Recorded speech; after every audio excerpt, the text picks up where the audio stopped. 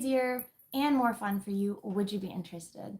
Hi there, I'm Laisha from With Love Laisha, and today we're going to talk about common beginner crochet mistakes that cause unnecessary struggle when you're learning crochet.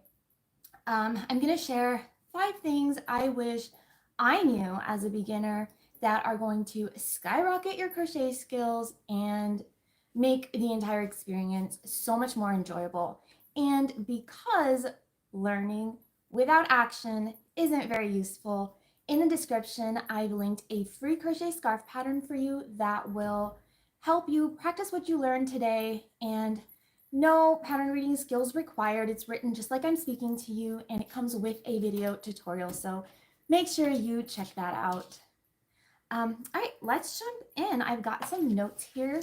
And if you're on live with me, would you go ahead and say hi, tell me where you are, tell me your name. If you're watching the replay, do the same. I'm so excited to chat with you and get to know you. All right, let's jump into our tips.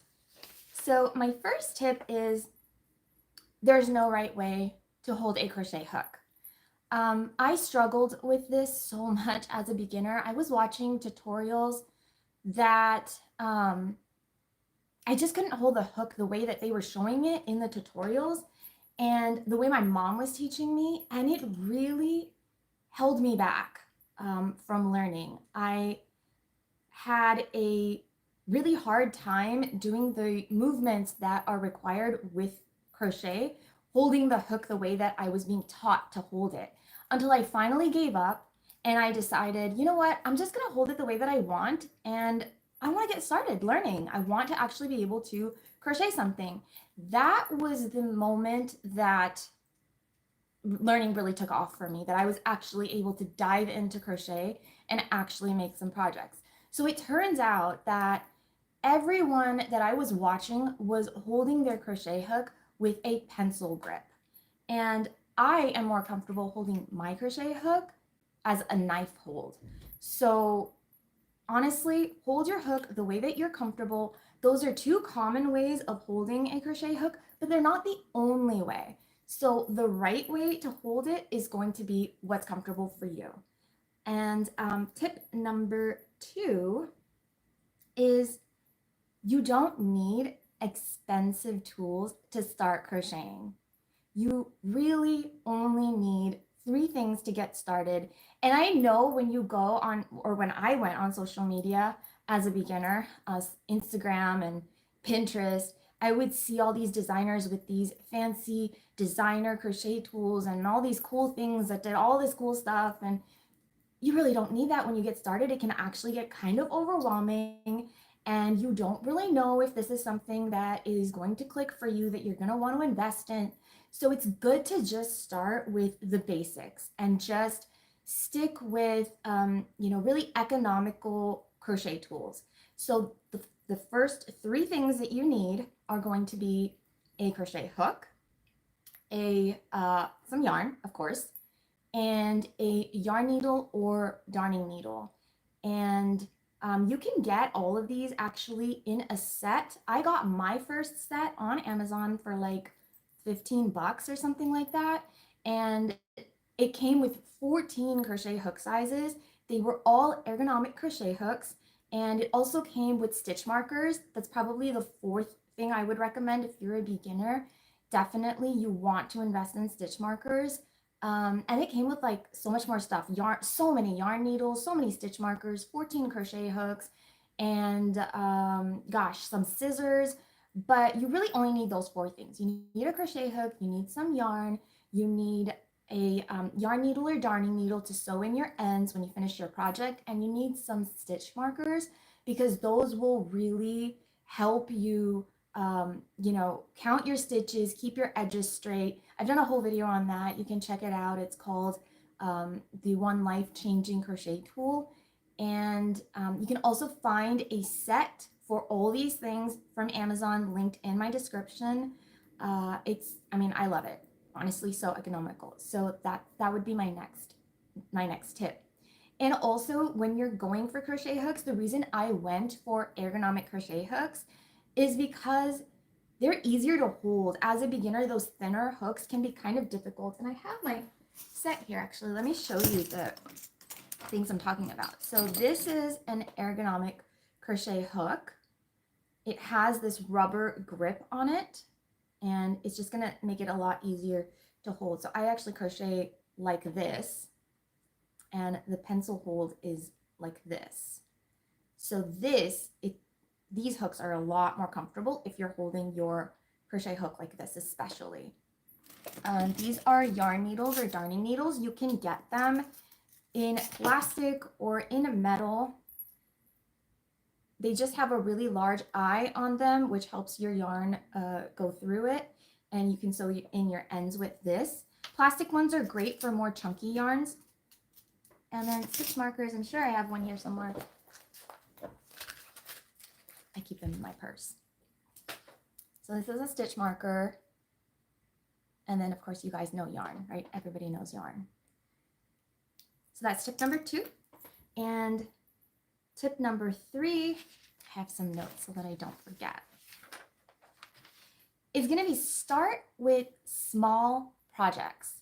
So when I first started crocheting, I mean, the thing that drew me to it, of course, was I wanted to crochet scarves and blankets. And I started my very first scarf. It was like one of my first projects that I did. And it was a disaster. It's still unfinished today. I didn't have the basics down. And trying to crochet a scarf when you don't have the basics down can be kind of difficult because you have a lot of stitches that you may be counting depending on how the scarf is constructed. So you have to count a lot of stitches, and you may struggle with where to place your stitches.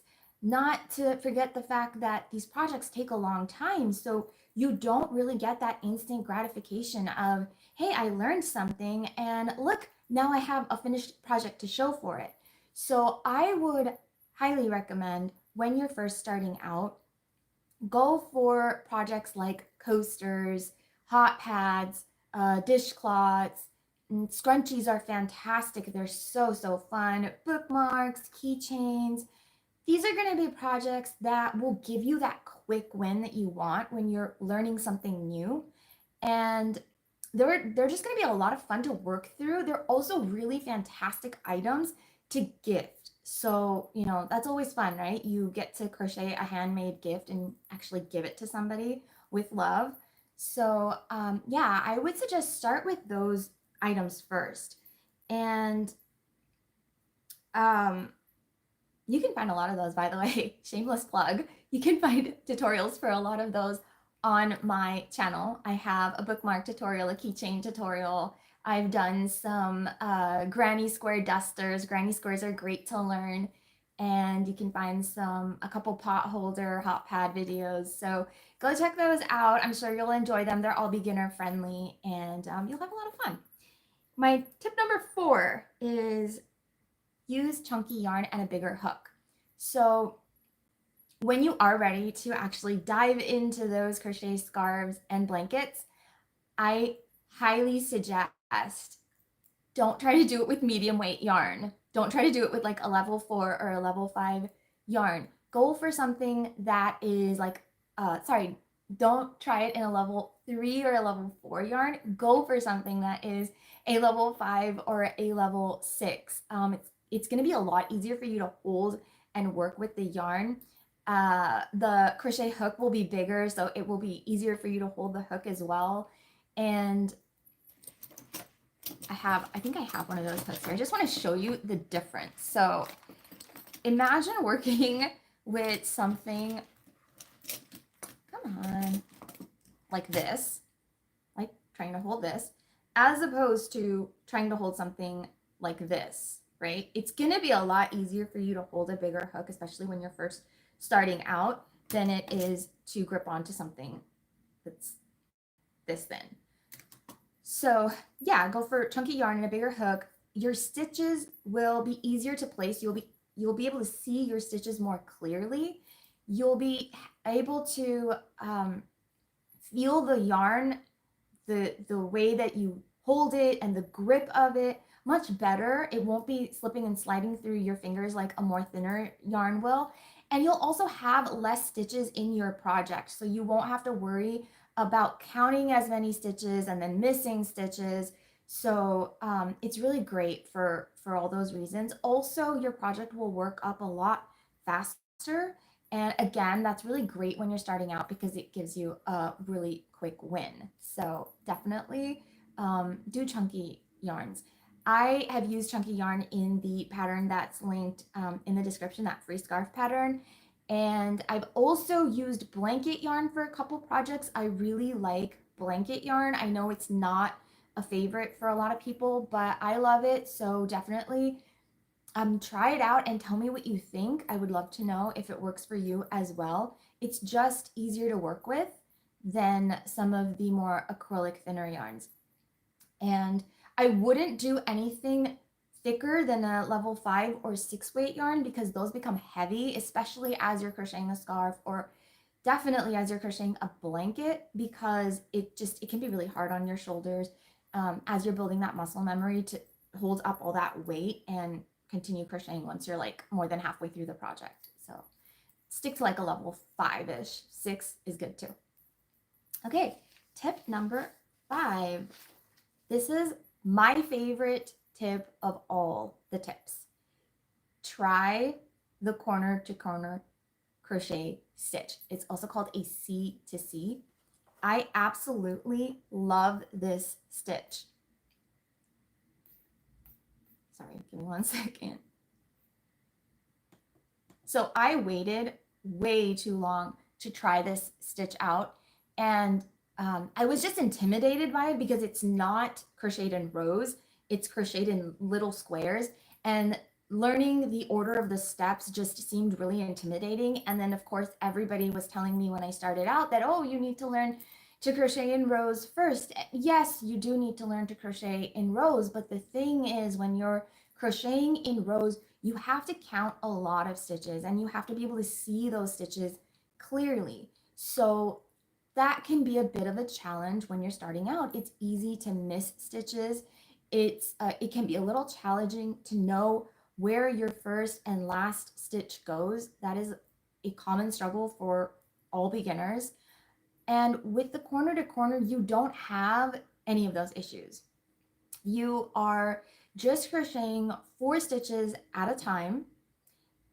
They're very easy to find and to see. And the way that you place your stitches into the stitch below is, it's just a lot easier to do. And it's really fun to work up. So I highly recommend trying out the C to C or corner to corner stitch. You also won't have to struggle with like having wonky sides. I know when you crochet in rows, your sides can get kind of like tilted, or you might have some rows where the side is coming out and then some it's going in, and your stitch count will be off. So this takes care of a lot of those issues, and it's an easy way. 4 stitches at a time, you learn to recognize your stitches, and that's all you have to count. So definitely try that out. Tell me what you think. Any good tutorial, any beginner friendly good tutorial should be able to walk you through learning the stitches and help you memorize the stitches, or memorize the order of the technique, the order of the stitches. And that's honestly going to be the hardest part for you, and it's just going to take some practice. So don't be intimidated by it.